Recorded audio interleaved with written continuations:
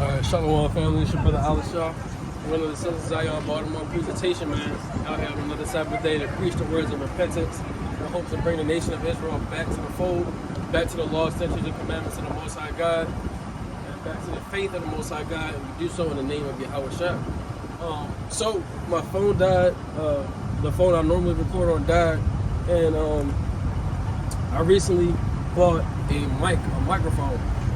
I bought a microphone that connects to the phone. And through the Spirit, I put out a video not too long ago about how you have some individuals that support, some individuals that hate, and some individuals that just watch. And through the support of the individuals who actually watch the channel, you know what I'm saying, which I show 100% gratitude and love for, we're able to provide some resources that enable me to get a microphone. So thank you so much to the individuals who watch this. How you doing, family? To the individuals who watch the channel. That's not family. It's Edomites. Anyways,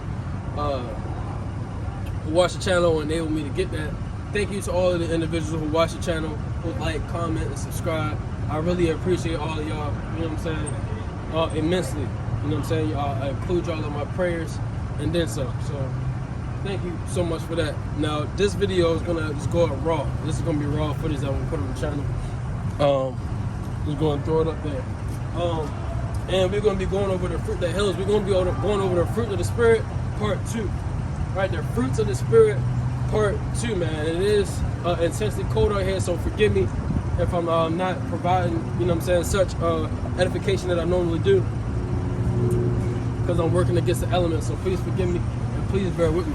But we're going to be going over the fruits of the Spirit, part 2, man. So let's go to start off with the book of Galatians chapter 5. Start off with the book of Galatians chapter 5. Galatians chapter 5 and verse number 22 says, but the fruit of the Spirit is love, joy, peace, long suffering. Right, and that's what we went over in the last video. Right, love, joy, peace, and long suffering. Right, it also says gentleness, goodness, faith, meekness, temperance. Against such there is no law. Right, so we're going to kick it off with gentleness and goodness. Right, it says gentleness and goodness. Right, when you think about gentleness and goodness, and you think about the scriptures, it should lead you to think about one main individual, one main character in the Bible, if you will, man. So let's go to the book of Matthew chapter 26 about gentleness and goodness, and this is going to tie hand in hand with love. Right, because these are action words. Gentleness and goodness is going to be action. All of these fruits of the spirits are really action words. Why? Because fruit, when your spirit yields fruit, these are actions that you are able to show, action that you're able to demonstrate. You understand that? In which you obtain. Right? If I can show that I am patient, if I can show that I love you, these are all actions and these are all fruits that your spirit yields. You understand that? So let's go to the book of Matthew chapter 26 and verse number 64. Matthew chapter 26 and verse number 64. It says, Yahawashi saith unto him, thou hast said, nevertheless, I say unto you, hereafter shall ye see the Son of Man sitting on the right hand of power and coming in the clouds of heaven. Right, so this is Yahawashi, right? So prophesying, telling people what's about to go down, right? Right, about his power and about his majesty that's going to be coming on the earth. Right? Verse number 65. Then he spake, then the high priest rent his clothes, saying, he hath spoken blasphemy. What further need have we of witness? Behold, now ye have heard his blasphemy. So guess what? Imagine if you're in a room. Imagine if you're in a room with the Son of God. You're in a room with Yahawashi. You understand that? And he tells everybody in the room about what's going to come, about his majesty, about he's going to have dominion and glory, and all of these things. Right? Imagine that. And then imagine people around him renting their clothes, tearing their shirt apart, like, oh, I hate this guy. Like, oh, it's so wrong. You understand that? And people did that today, and guess what? People will look at him crazy. But back then, this was the normal when he was actually there. So take into account in your mind about how deep people disregard the Lord, about how deep it is that people neglect the Lord, how deep it is that people say, no, never mind that, I don't want to hear that. Think about it. People was there with the Lord, one-on-one, hand-in-hand, face-to-face, and hated him, and rent their clothes when they was talking to him, that tore their shirts apart, and threw their hat on the ground, right, when he would tell them certain things. So think about how it is, or how it would be today when they hear the ways of the Lord. They're not going to want to receive it. But remember, the Lord said in 1 John, remember that they hated me before they hated you, right? The world is not going to receive the love of the Lord, man. If they didn't receive it then, they're not going to receive it now. You understand that? Let's read on. Verse number 66. It says, what think ye? They answered and said, he is guilty of death. Then did they spit in his face and buffeted him, and others smote him with the palm of their hands, saying, prophesy unto us, O thou Christ. Who is he that smiteth thee? Hey, brothers. They screaming, brothers. Yo.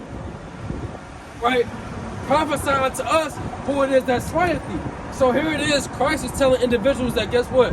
I'm going to sit on the throne. I'm going to be king. I'm going to have dominion over the earth.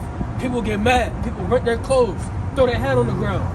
And then guess what? They start spitting on them. They start smiting them. They start getting angry with them. You understand that? Now, what kind of intrusive thoughts do you think Yahushua could have had? Do you think he could have had? Now, I'm going to put the definition of an intrusive thought on the screen. Now, I had the definition on my phone, but I can't look at it. But when you look at this definition of an intrusive thought, man, you look at the definition of an intrusive thought, where you got people spitting on you, balling their hands up, smacking you. What's going to go through your mind? Fight back. Fight back. They got to die. They got to feel the pain. Right? Don't let this happen. This is not okay. That's what goes through your mind. But what did Yahushua do? He turned the cheek. He turned the cheek. Hey, brother. Hey, brother. Excuse me. Let me ask you a question real quick.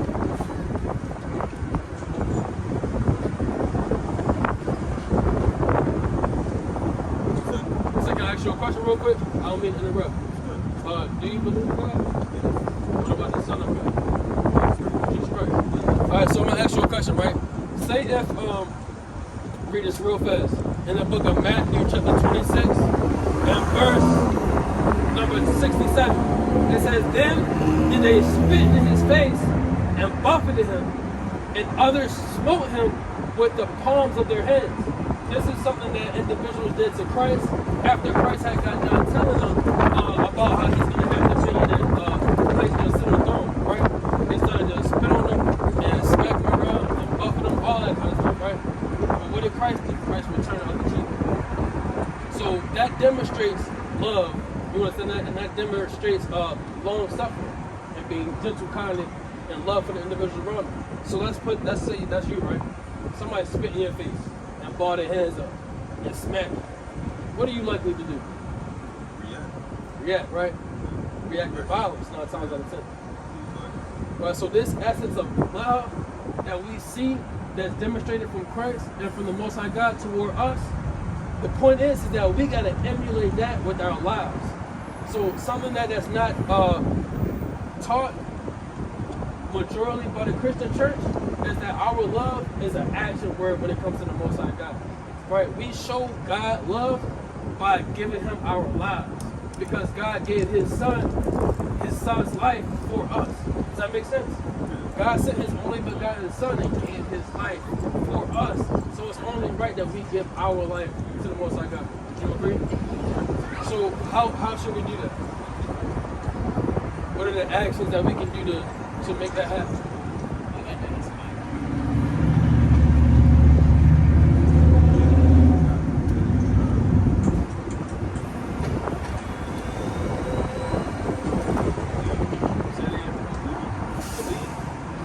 Not necessarily an action, is it?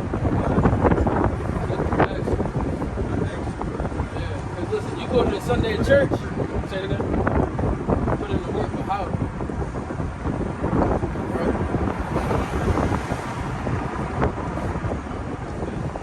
The action word, the responses you giving me, that's gonna pass in the Sunday church.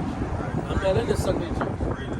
Pray. That's what. That's my. You gotta pray. You gotta believe what you pray. You gotta believe what you ask for.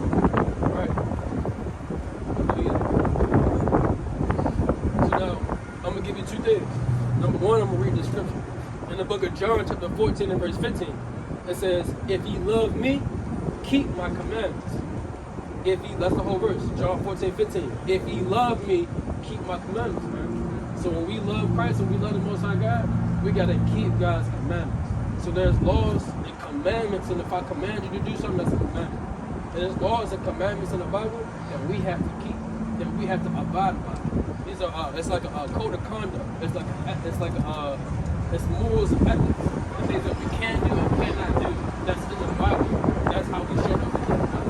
Follow. Second thing is that this is not a message that the world is going to give you. So are you a Christian? Do you go to church or something? Do you believe it? You do? Alright, so does your pastor tell you this? Does your pastor tell you that you have to keep God's commandments, and if you don't, you in sin?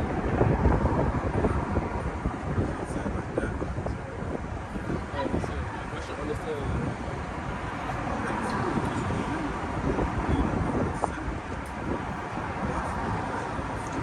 We do all sin. So tell me some of the commandments that we gotta keep.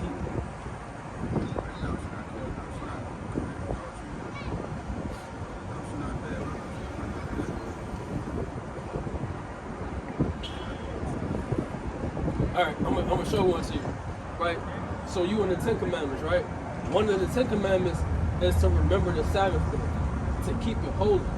6 days shalt thou labor, but the 7th day thou shalt rest and not do any work, right? So we cannot do any laborer's work. So I don't know what you do for a living, brother, but if we have a job, I have a job. If we have jobs, we cannot clock in and do laborer's work for hire on the Sabbath day. The Sabbath day will be from Friday sundown to Saturday sundown. So Saturdays, we cannot work. No clocking in, no running the business. Business is not open. These are things that this is a sin. The 7th day of the week, which is Saturday, you're supposed to rest and not work. There's another aspect to the Sabbath day that I'm going to show you, right? In the book of Nehemiah, chapter 10, and verse number 31. Real quick. In the book of Nehemiah, chapter 10, and verse 31.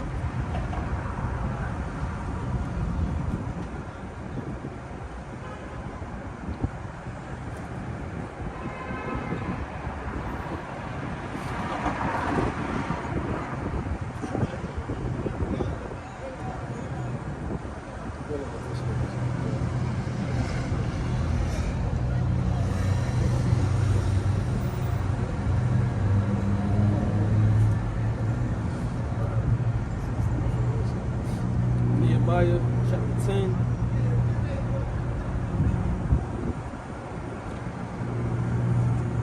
Verse number 31.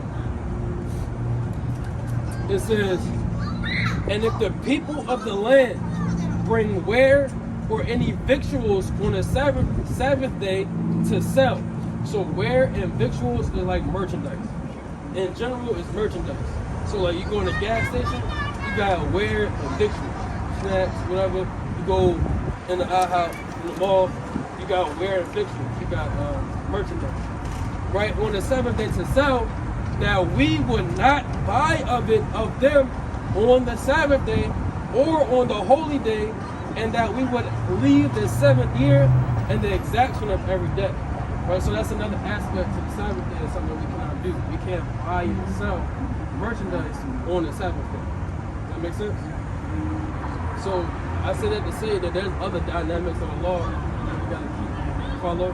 Another one I'm gonna give to you is about the fringes, which you see on my waist, right? I'm gonna read that real quick in the book of Numbers, chapter 15, real fast, just so you can learn these things. Numbers chapter 15, and verse number 38. It says, "Speak unto the children of Israel." Now hold on. Before I keep reading this, it says, "Speak unto the children of Israel." So if I say I'm speaking to you, am I speaking to him? Speaking to you, right? So it says, "Speak to the children of Israel." How do we know that we should be reading this? Who is that? Who are the children of Israel? Who are the Israelites?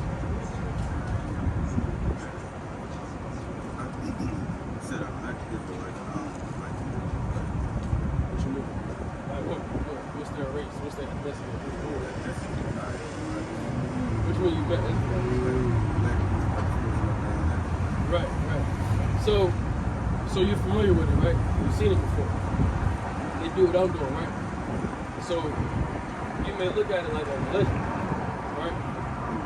So it's not a religion, it's a nation of people. Remember, the Israelites are the people that Moses led out of slavery in Egypt. This is a nation of people that still live on today. And what we're going to come to find out is that it's us. What's your ethnicity? What's your race? American? Black American? Which one? Which one? African American? All right, African American. Do you know when this term became popular? It just became popular. You can look up this information. I'm not here to just give you a bunch of stuff that you can look up. So, African American became popular in the 1980s by Jesse Jackson. Jesse Jackson was an anthropologist, a historian type of dude, and people looked at him as a source of credible knowledge. And he made that term popular in the 1980s. Jesse Jackson did. So before we would call ourselves African American, we would call ourselves Afro American, or we would call ourselves Negro. You follow that? Before that, before we started getting different names, we was different. Black, you know what I'm saying, monkey, whatever they wanted to call us. Follow? So the point is that, I'll tell you this as well. African American. They call us African American because they picked us up from Africa and they dropped us off here in America.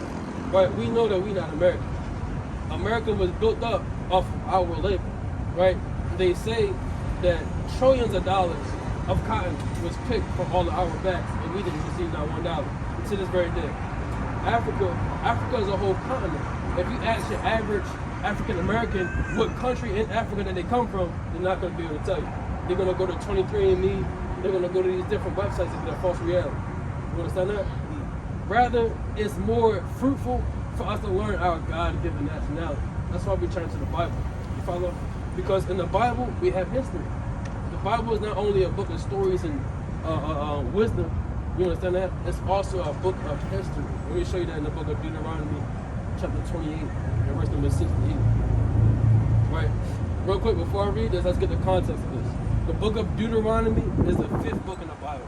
This is after Moses already led the Israelites out of Egypt. You read about that in the book of Exodus. You follow? So in the book of Deuteronomy, you're going to read about how Moses, let's start at verse 15 to get the context. Get the context real fast. All right, so Deuteronomy chapter 28 and verse 15. It says, this is Moses speaking.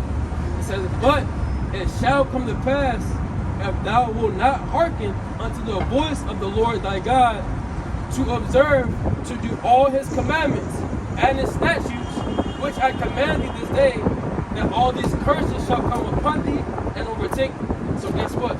If you don't do these commandments that I'm telling you, you're going to go through these curses.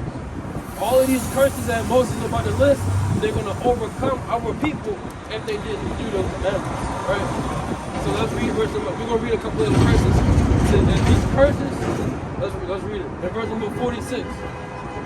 Right, these curses, about the curses. It says, and they shall be upon thee as a sign for a wonder, and upon thy seed forever.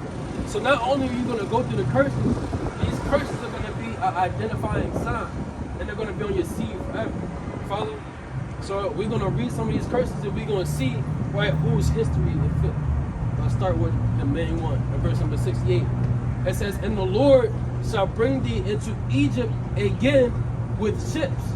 So it says, the Lord is going to bring us into Egypt again with ships. When it says Egypt, it's meaning slavery, because we just left slavery. So and guess what? If you're not going to obey these commandments, you're going to go right back into that living situation that we was in by slaves. It says, by the way whereof I spake unto thee, thou shalt see it no more again. And there ye shall be sold unto your enemies for bondmen and bondwomen, and no man shall buy you. right? So if I'm sold to somebody as a bondman and a bondwoman, what does that sound like?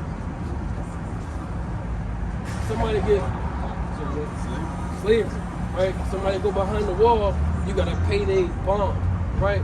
That's a certain amount of money. Yes, that's exactly what it is, right? That's what we went through when we came over here to this land, right? Where we started at, matter of fact. You know, that's what the harbor is, one of the things that is most known for, right? About slavery. They would bring them slave ships up here, dock us off, and they would sell us, man. We all seen pictures, we seen it in the movie. If you don't mind me asking, how old you were? So we seen the movie like Roots and stuff like that. The movie 12 Years a Slave. What's another movie? It's another one that's on the tip of my tongue. I can't remember the name of it. But they got all kinds of slave movies, man. They show us about how we would be on these auction blocks being sold to our enemies, right? As slave men and slave women. And also said, no man shall buy you. Meaning that, guess what? Nobody's going to redeem you. Nobody ever is or ever has redeemed us from our slavery. We went through that here, you know what I'm saying? And never made it out. We have just been, time has progressed into a modern day slavery, which is a topic for another day, follow? But that's one curse about being slaves, right? Sold as slaves and never redeemed. I'm gonna read another curse in the book of verse number 54. Deuteronomy 28 and 54. It says, so that man that is tender among you and very delicate, his eyes shall be evil toward his brother, and toward the wife of his bosom, and toward the remnant of his children, which he shall leave. So step one, it said his eyes will be evil toward his brother. What nation of people have an evil eye toward their own brothers, meaning they own the people of their own nation? What people go through that the most? Black people, African Americans. We go through it the most. You understand that? On every level. On the economic level, on a personal level. You follow? On the economic level, our people cannot get the junction to damn support each other, right? No matter how many times they make it a trend on Twitter to support black businesses, no matter how many times they put it on the news to support a black business, somehow, some way, our people find a way to do bad business with each other, to steal from one another, to lie on one another. You follow? These are the curses that's on our people, and to a sense, we can't accept. We can't get out of it.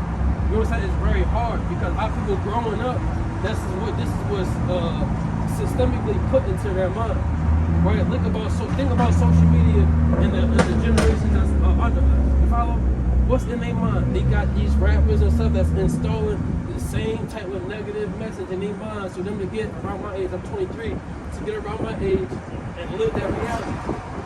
Live that reality of selling drugs, doing drugs, pouring out the window, treating women like they're nothing, not wanting to build up a family, wanting to just get money and not, you know what I'm saying, care about how they get the money, not wanting to live an honest life, things of that nature. You follow? This is the curse of having an evil eye towards your brother. It also said that he's going to have an evil eye toward the wife of his bosom and toward the remnant of his children, which he shall lead. What nation of people have fathers that is known for leaving the house? African Americans. So now you see, when we dive into the scriptures, and it's all throughout the whole Bible. I know I'm in the Old Testament now, but I can stay in the New Testament and prove this exact same 100%. So now you can see how when you go in the Bible and you read the history, there's identifying signs that point to our people. What did Christ look like? What did Christ look like? Yeah, it's fake like we.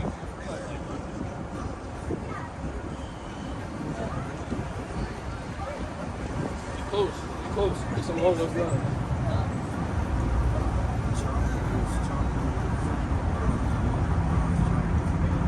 It says brass hasn't been burned in the furnace. Exactly. So you know Christ will be out of such.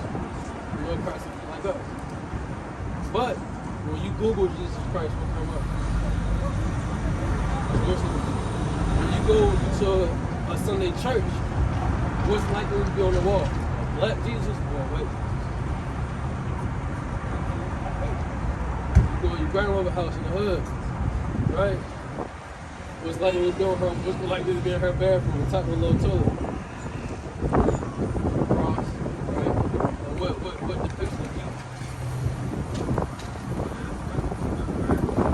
Yeah, my great grandmother, she's 94 years old. She lives in Greenville, South Carolina. I go to her house, that's what I used to do, right? She's very wise. She's a very wise, loving, powerful. That's what's in her house. Wow, that's what she knows. That's what she was raised up and taught. That's what. And she know the Bible. That's the crazy part. She know the Bible. I've talked to her about the Bible. She know the Bible. That's the Jesus that she live by. Why is that the reality that we live in? I said that to say that I said this, I hinted at it earlier, is that the general knowledge that people go by what they know about the Bible, the general knowledge that people go by what they know about the Lord is not true. It's given to us. It's taught to us by Allah. So you can't allow, you gotta prove something. Follow, we gotta be able to come to the Bible, read it for ourselves, get an understanding of it for ourselves. Because that's what's gonna be our substance. There are times in this life when we go through hardships, financial troubles, our family in trouble, we follow all these things, man. I know how life is, man. Stuff pop up, stuff happens, right? In times where we can't rely on motivation, we gotta rely on discipline. At times where we can't rely on a routine, we gotta make something shake. We gotta make something happen. You understand that? That's why we gotta have this understanding, and our substance gotta be from the Bible, so we can rely on that faith. Always gonna be a rely on faith. You follow? All right. Say you can't rely on faith. You gotta be able to rely on the Spirit, the Holy Spirit. That's gonna sup with you. That's gonna live within you to say, hey, guess what? I can't fall off this deep end. I can't allow this to be my reality. You follow? I fell short. I committed a sin, but I refuse to allow this to be my reality. I refuse to continue to fall short and fall short and fall short. Something got to give. Something got to change. That's the mindset that we got to adapt in this life that we live in right now. That's what's righteous. You feel what I'm saying? So I'm gonna give you this flyer because I don't want to talk your head off too much. But like, you understand the thing I'm saying? So these are scriptures. I believe I read these two, but these are scriptures that you can check out. These are like laws that you can start to keep. Some basic stuff. And there's QR codes on there as well. Yeah. Just scan your phone number. This one, just kind of figured it out on me, so it might not work. But what is this? YouTube. That's my YouTube. So you can find my YouTube and my Instagram. That middle one should work. And my Instagram. Or if it don't, if you feel compelled, you know what I'm saying, you can always email me. I'm gonna get back to you and send you my number. You chat stuff. So do you actively go to church on Sunday right now? You do? So tell me, what's the last thing you learned at church?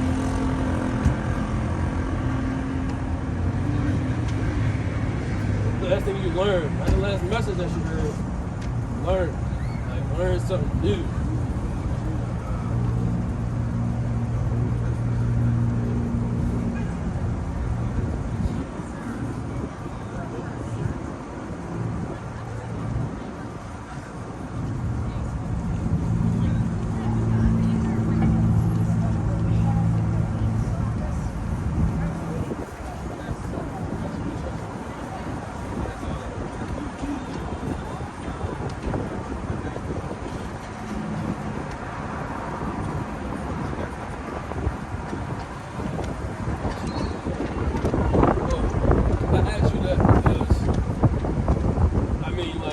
Well, let me ask this before I say this.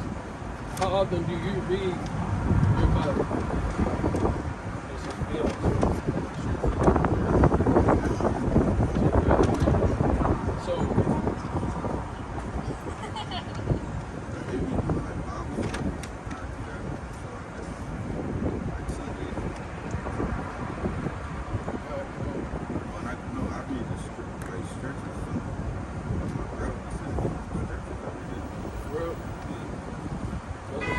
Well, that's good that you got somebody to do that.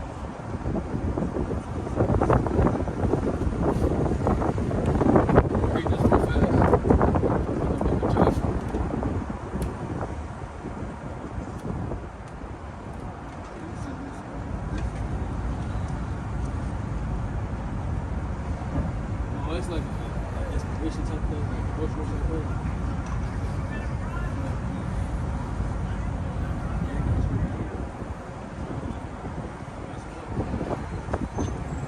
That's good. That's good. Now, let me read this real fast. In the book of Joshua, chapter 1, verse 8. It says, "This book of the law shall not depart out of thy mouth, but thou shalt meditate therein day and night, that thou mayest observe to do according to all that is written therein. For then thou shalt make thy way prosperous, and then thou shalt have good success." Right, so we gotta meditate in the words of the Lord day and night. Can't just do one day a week. You know what I'm saying? With all of the temptation, with all of the stuff that's going on around us in this life, there's no way that we can just survive off of reading one day a week. There's no way. There's no way we can survive off of just praying one day a week. You know what I'm saying? In order for us to continue to increase in righteousness, and in order for us to continue to increase in the love of the Most High God, we gotta keep these things going. You understand what I'm saying? So the reason why I asked you those questions is because I can't speak about what you in particular got going on. I don't know, but in general, the doctrine of what goes on in the Sunday church is wrong because it's rooted in Christianity. Christianity, as a religion, has doctrines that are just wrong. It's rooted in lies. So step one is going to be for you to actually open up your Bible and start reading. Follow? Because just take for example the one thing that I said today about how we got to keep the commandments and how that we are Israelites as a nation of people. Follow? These are not things that the Sunday church teaches. They're going to teach you contrary to that. And that's going to be the main number one lie, that you are not commanded and required to keep the commandments of the Lord. You follow? Now, I'm not saying that you got to keep the commandments or you're going to die. That's not what I'm saying. I'm saying that you got to keep the commandments and there will be times that we fall short in sin. That's what I'm saying. This doctrine, what I'm saying, is not something that the Sunday church teaches. They teach it. Not according to that, that would be a lie. You feel what I'm saying? So, if I were you, and if I took my love for the Most High serious, and I took my belief in the Bible serious, that's where I would start actually reading my Bible. Because if a man don't stand on something, he gonna what? Fall for anything. And me, personally, I believe in the Bible. I stand on the Bible. What I'm out here doing is because of my belief in the Bible. This is what I feel like I am required to do by the Lord. You know what I'm saying? This is what my belief leads me to do. My belief leads me to share life with other individuals. Whether it's 20 degrees, whether it's 30 degrees. Whether it's raining or whether it's clear skies. It's showing flowers. That's what my belief leads me to do.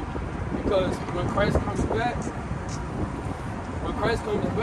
is it going to be good and positive, or is it going to be negative and death? It's going to be negative and death, right? You read it real fast just so we can have that. I was going to go to Isaiah, what you said. Alright, cool. This is in Revelation 2. This is in Revelation 2.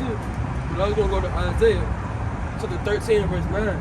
It says, "Behold, the day of the Lord cometh, cruel, both with wrath and fierce anger, to lay the land desolate. He shall destroy the sinners thereof out of it." Desolate, when somebody is laying the land desolate, desolation means what? Emptiness. I mean, it's going to be mass slaughter. The Lord's going to be killing hundreds and thousands and millions of people. That's just what it's going to be. You follow? And it's not going to be about water, but it's going to be about fire. I mean, it's going to be a lake of it's going to be a lake of fire. Let's go to that Revelation. Right, chapter 18 and verse 4. Right? And even in the book of Revelation, because you may think, or somebody may think, oh, he's just in the Old Testament. Oh, he's just reading that in the Old Testament. Let's go to Revelation, chapter 18, verse 4. It says, "And I heard another voice from heaven, saying, Come out of her, my people, that ye be not partakers of her sins, and that ye receive not of her plagues." Right? So the Lord said, guess what? You got to come out of this world that you don't partake in this world's sins. You feel what I'm saying? So this world, so we have to separate from sin. It's in the New Testament. It's in the gospel what Christ said. It's in the Old Testament. It's all throughout the whole Bible. The point of the message is that guess what? We gotta fight the flesh and abstain from sin. That's the point blank period end of the message, regardless. But guess what? It said that you receive not her plagues. So this world is gonna go through plagues, just like Egypt went through plagues, right? Just like Egypt went through plagues, this world is gonna go through plagues. So, with that being said, the reason why I brought that up is because, like I said earlier, in order for us to be of that remnant of people, or in order for us to be of that small number of people that do survive and that do make it and that get chosen by the Most High God, there's got to be more than one day a week. It's got to be more than one day a week. It's got to be more than one prayer a week. It's got to be more than one sitting down in the pew a week. It starts with reading the Bible and increasing our faith. Understanding that, hey, guess what? I'm going to read my Bible more and I'm going to pray more. And I know that me doing these actions is going to allude to me having a higher understanding and me having a better mental. I'm going to fall by sin less. I'm going to have a better conscience toward God. I'll be in a higher favor in the Most High God's eyes. You feel what I'm saying? It's going to take way more than that. And if you ask me, it's going to take way more than just sitting in the house and reading and praying. It's going to take for you to take what you know and give it to the people around you. You feel what I'm saying? So I don't want to talk your head off or give you too much knowledge, but the last thing I wanted to say to you is that, like, if you ever feel compelled, just email me and I'm going to just send you my number. You know what I'm saying? We can talk about it more. If you ever come into any questions, if you ever want to read any questions in the Bible or anything like that, I'm going to answer your email. I'll send you my number. Hey, what's your name again? Deontay? All right, I'm Hollis Shop. Nice to meet you, bro. Praise to the Most High. So,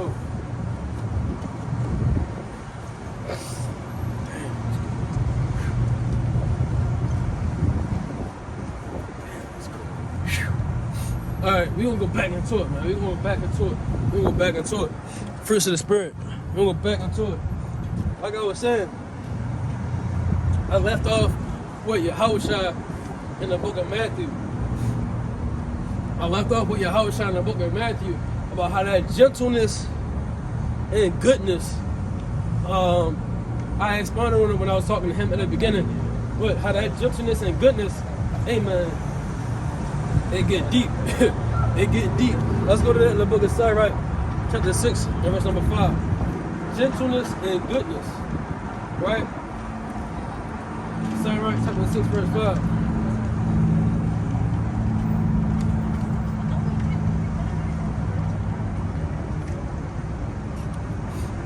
Sirach, chapter 6, verse 5, it says, sweet language will multiply friends, and a fair speaking tongue will increase greetings.